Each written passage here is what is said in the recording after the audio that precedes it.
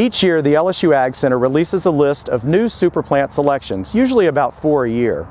Now, super plants are tried and true, tough and tested, and they grow well in all parts of the state, including North Louisiana. This year for 2024, our last super plant announcement is Florida Sunshine Anise, or you may have heard it called Florida Sunshine Alyssum. This particular species is Alyssum parviflorum. Now, the most outstanding feature of this plant are these incredible glossy lime green or chartreuse green leaves. And this isn't just on the new growth. This is the way the plant looks all year long. And in fact, in the fall, it gets even a little bit brighter. And in the winter, one of my favorite things, the stems can start to turn a little bit red. This is an unusual color choice for an evergreen foundation shrub, and that's what makes it so unique.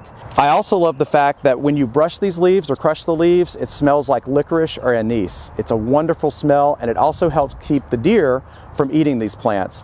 But be careful, even though this smells delicious, don't eat this plant, the leaves or the seeds or the flowers. This is not true culinary anise. Now, despite its name of Florida Sunshine, it actually prefers to be planted in part sun or part shade, needing protection from the hot afternoon sun. It prefers moist soils, but not waterlogged soils, so during hot, dry spells, you will have to irrigate this plant. It's going to grow pretty large, larger than the tag says, 5 to 10 feet tall, anywhere from 3 to 5 feet wide. If you feel it's getting a little bit too large for the spot you've planted it in, it's very easy to prune. Just make sure you wait until late winter or early spring to prune it.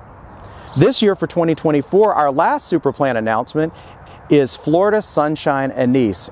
For Get It Growing, I'm Jason Stagg with the LSU AgCenter.